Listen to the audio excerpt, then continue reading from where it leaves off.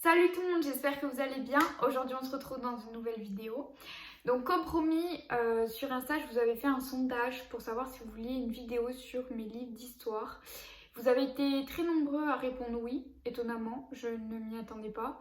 Du coup me voilà. Le problème c'est que j'en ai beaucoup, maintenant je commence à en avoir pas mal et je sais que les vidéos longues c'est chiant à mourir. J'en ai fait une et rien que pour moi c'était chiant à mourir. Donc j'imagine même pas vous. Donc je vais couper la vidéo en deux parties et pour que ce soit dans les périodes historiques et que ce soit plutôt logique et cohérent. Dans cette vidéo, je parlerai de livres qui retracent et qui parlent de la période d'histoire ancienne et antique et de l'histoire médiévale. Voilà, et ensuite je ferai une partie 2, je sais pas quand, peut-être dans quelques semaines ou dans quelques mois sur la partie 2 qui sera du coup l'époque moderne, l'époque contemporaine et de 1918 à nos jours. Donc du coup, voilà, on va commencer. Donc c'est parti. Donc je vais commencer par les livres d'histoire ancienne et de l'époque antique. Comme ça, on fait un petit ordre chronologique et je vous explique à chaque fois.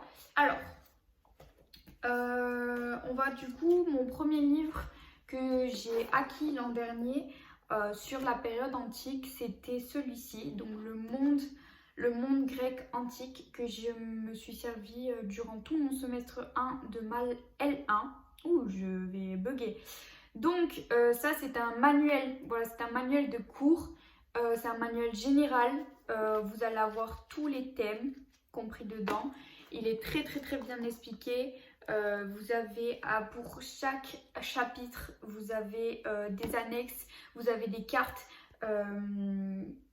vous avez un plan du cours qui peut vous aider, surtout quand on est à la fac, surtout quand on est à la fac, en licence d'histoire. Ceux qui sont dans la même situation que moi me comprendront et verront ce que je veux dire. Donc oui, celui-ci, c'est lui, c'est vraiment un manuel.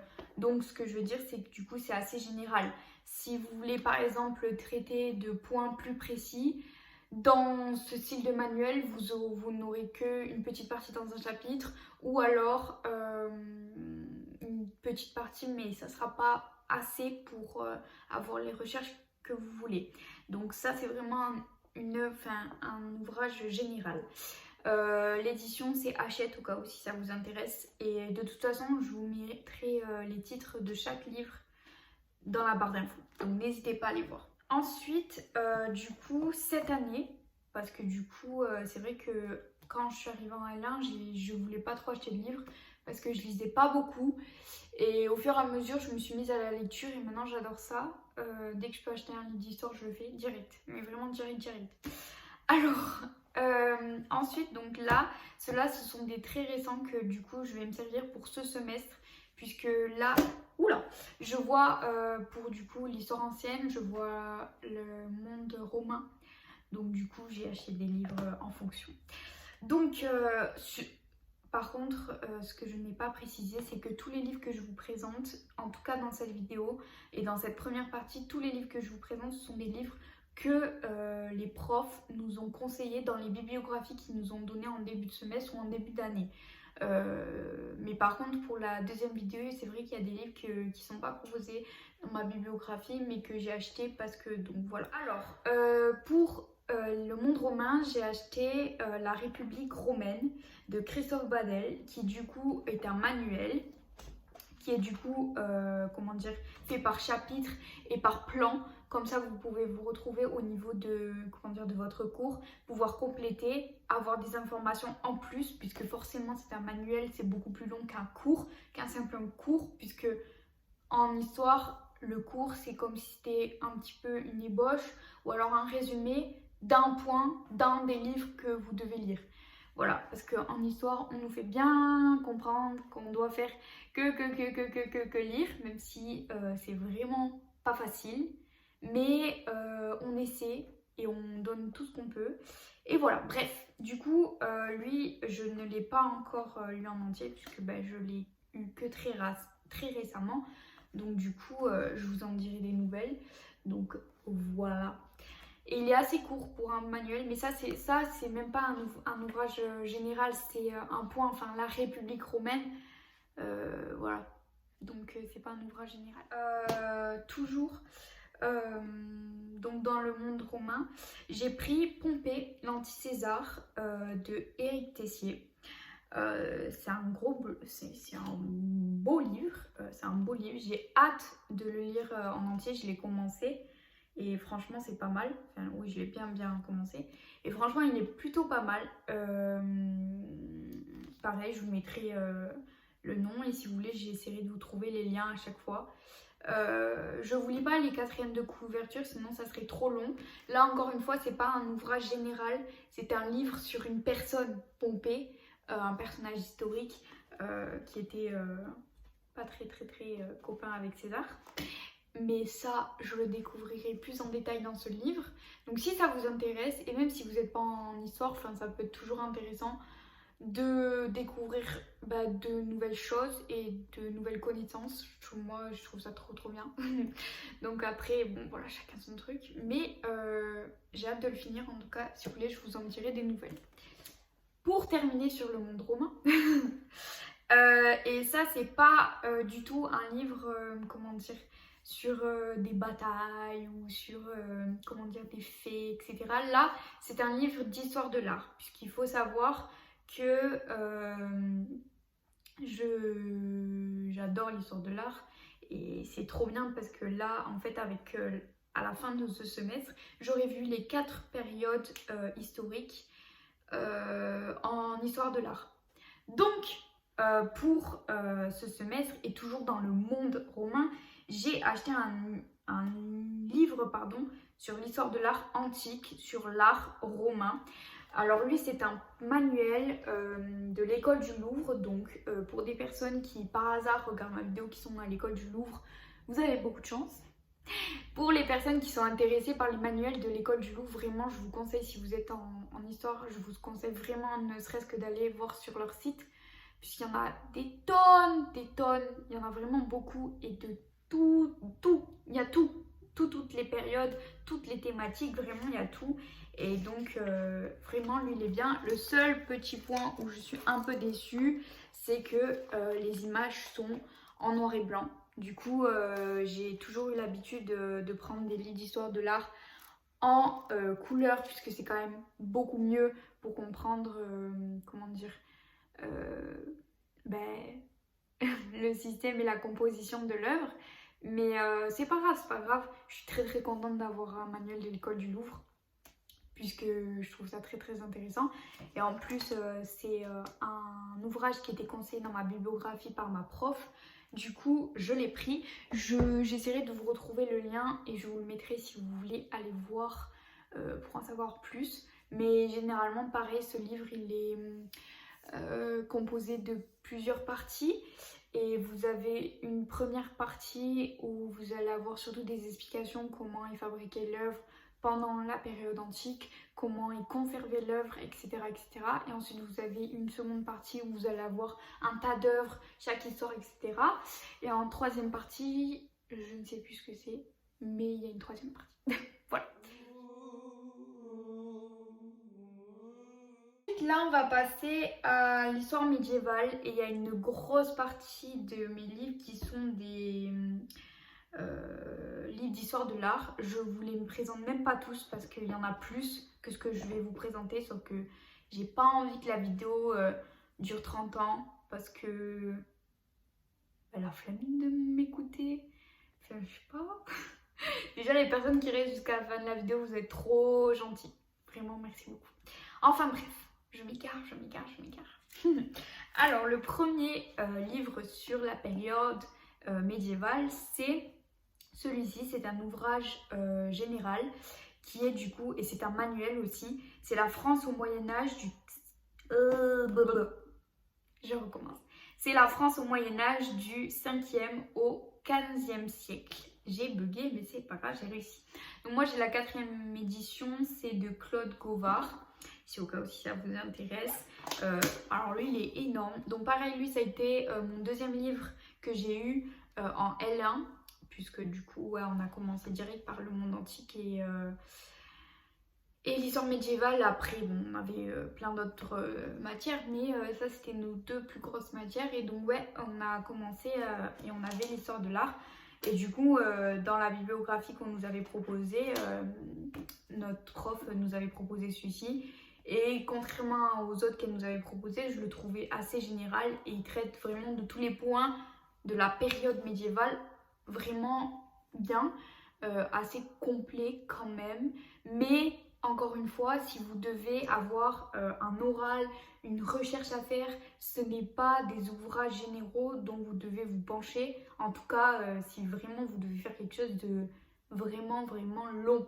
Voilà, et vraiment beaucoup de recherche, etc. Bref, vous m'avez comprise, je ne suis pas prof. Donc celui-ci, c'est pareil que les autres, c'est un très récent, puisque en fait, c'est pour mon second semestre, donc celui que j'ai commencé. Sur du coup, là, on fait l'histoire médiévale en Méditerranée. C'est trop intéressant. Voilà, je vous dis, c'est trop intéressant, j'aime bien.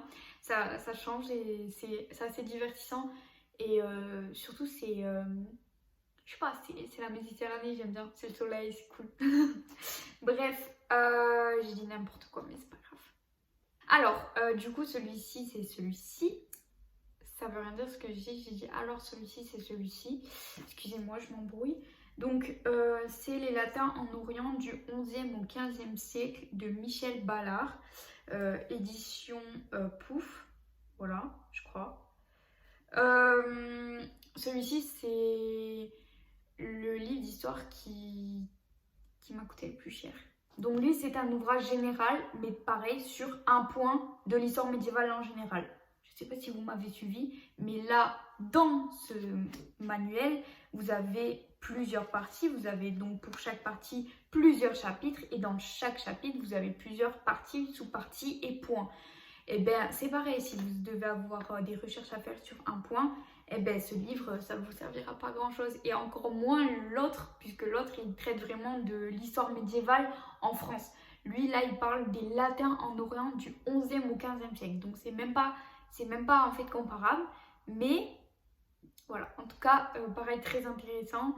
En plus, on apprend grave des trucs qu'on ne sait pas, en fait. C'est génial, j'adore. Ensuite, là en fait les trois autres livres que je vais vous présenter, c'est des livres d'histoire de l'art médiéval. Alors le premier, c'est celui-ci, c'est Les abbayes médiévales en France, donc édition Ouest France de Marc Desseneux, je sais pas comment ça se dit, je suis désolée. Donc il est comme ceci. Il est assez court, mais en fait ce qui est bien, c'est qu'il est rempli d'images, d'explications. Pareil, on a plusieurs thèmes qui sont abordés. Ça c'est un livre qui n'est pas du tout présenté dans ma, comment ça s'appelle, dans ma bibliographie par ma prof, mais c'est juste que je suis tombée sur ce livre et je l'ai trouvé assez intéressant. Donc ouais, il est vraiment bien et il se lit vite et c'est super intéressant parce que en plus c'est un peu, comment dire, c'est plus, c'est moins chiant que de lire un gros pâté où t'as zéro image, c'est que de l'écriture, t'as que des mots en latin ou en grec. Non, c'est quand même mieux avec des photos, des images, etc. etc. Ensuite, donc celui-ci c'est un livre assez général puisque c'est Le Petit Larousse de l'histoire de l'art et lui en fait il regroupe toute l'histoire de l'art mais vraiment en gros. Donc il se présente comme ceci, mais en fait c'est juste que je trouve que c'est un beau objet. Voilà, c'est un beau objet qui se présente comme ceci. En plus il brille, j'adore. La classe.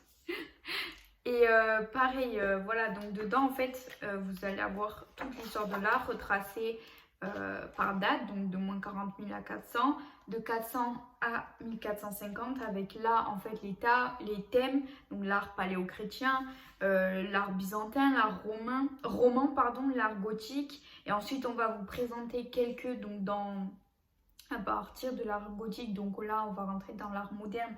On va vous présenter plusieurs peintres très connus, artistes très connus. Et ensuite, on passe en termes de période, puisqu'en fait, on a plus d'œuvres, on a plus de peintures, et du coup, on a plus d'explications sur les œuvres qui sont présentées, donc de 1450 à 1600, de 1600 à 1793, de 1793 à 1902, de 1902 à 1945 et de 1945 à nos jours. Et après, à la fin, vous avez une chronologie, une bibliographie et une index des artistes. Du coup, je le trouve intéressant puisque au moins, même si par exemple, vous pouvez avoir une image un peu générale, très générale sur chaque petite période, du coup, c'est vraiment intéressant. Ensuite, et le dernier livre que j'ai à vous présenter, c'est un très gros ouvrage. Donc pareil, et celui-ci, je l'ai pris en L2. Au début de l'année, au début de l'année. C'est pareil, donc l'histoire de l'art, édition Flammarion, qui est un ouvrage par Christian Eck. Et il s'intitule Moyen-Âge, chrétienté et islam. Donc voilà, il est grand, il est gros, il est lourd. Vous avez tout, vous avez une longue méthodologie et ensuite vous voyez par période, attendez, je vais vous dire, vous avez donc des repères méthodologiques, une introduction générale, une carte topographique. Vous avez ensuite, on va voir l'art de Byzance, l'art de l'Occident avec le haut Moyen-Âge et l'art roman, ensuite l'art gothique et la fin du Moyen-Âge. Et ensuite, vous voyez ce que je n'ai pas vu moi, personnellement. J'y arrive pas. L'art de l'islam. Voilà. Du coup, trop bien. En plus, c'est un ouvrage qui est vraiment très très bien fait. Un ouvrage qui est très très très beau. Voilà. Ça me fait très bizarre de faire ça. Surtout que je galère. Vous avez vraiment beaucoup de photos. Voilà, vous avez beaucoup d'écriture, mais en fait, et à chaque fois sur chaque photo, ça c'est le début par exemple d'un thème, la sculpture romane, et comme ça vous allez voir les points que vous allez voir en fait dans la partie. Et ouais, non, vraiment un très bel ouvrage et qui m'a beaucoup servi. Là par exemple, vous démarrez l'art de l'Occident, l'art gothique et la fin du Moyen-Âge. Voilà. C'est très beau et c'est de très bonne qualité. Bon, en même temps, vu le prix, c'est un peu obligé. Non, je rigole. Enfin, bref, voilà pour mes livres. Je crois que j'ai fait très vite. Je sais pas trop en fait si j'ai parlé beaucoup, si j'ai parlé vite. J'espère que j'aurai été claire. Après, c'est pas en fait pour vous présenter, comment dire, le livre dans son détail, puisque je suis pas là pour faire un oral sur mes livres. J'étais là juste pour vous présenter mes livres. Après, si il y a, comment dire, des questions, si vous voulez en savoir plus sur certains livres, n'hésitez pas à me dire en commentaire ou alors de venir me poser la question en privé sur mes réseaux. Je répondrai évidemment. De toute façon, tous les liens sont en barre d'infos. J'espère que cette vidéo vous aura plu. Si c'est le cas, n'hésitez pas à mettre un petit pouce parce qu'au moins je verrai que vous avez aimé et qui sait, je pourrais du coup faire la partie 2 parce que si vous n'avez pas aimé, ça sert à rien que je perde mon temps à faire la partie 2. Voilà, après n'hésitez pas à vous abonner, ça fait toujours plaisir et ça donne du baume au cœur. Ouais, clairement, moi ça me donne du baume au cœur, ça me fait trop plaisir. Enfin bref, j'espère que vous allez tous bien. Et en attendant une prochaine vidéo, portez-vous bien et gardez le smile, surtout en cette période compliquée, surtout que apparemment on va être confiné, donc c'est assez déprimant. Mais il faut garder le smile et surtout la motivation parce que c'est dur. Et nous les étudiants, je préfère faire une petite parenthèse pour les étudiants vu que je suis étudiante. Et s'il y a des étudiants qui me regardent de n'importe où, qui sont dans une situation compliquée, qui sont seuls dans leur appartement ou qui sont seuls avec leur famille et que c'est pas facile d'être en visio tous les jours assis, je vous donne toute mon énergie, je vous donne tout mon courage possible. Vraiment, soyez forts parce que on y arrivera, mais il faut s'entraider aussi, mais surtout dites-vous toujours, je vais y arriver, je vais y arriver. Voilà, dites-vous toujours ça, même si vous êtes au plus mal, même si vous êtes au plus mal, même si vous avez envie d'abandonner. Non, n'abandonnez pas, soyez fort, soyez courageux, dites-vous que si vous réussissez, vous serez tellement fiers de vous et vous allez réussir vraiment. Je suis avec vous et on va réussir. Enfin bref, encore une fois, j'espère que cette vidéo vous aura plu. En tout cas, moi j'ai été trop contente de la filmer, je sais pas, ça m'a fait plaisir. Et à la prochaine pour une nouvelle vidéo. Bye!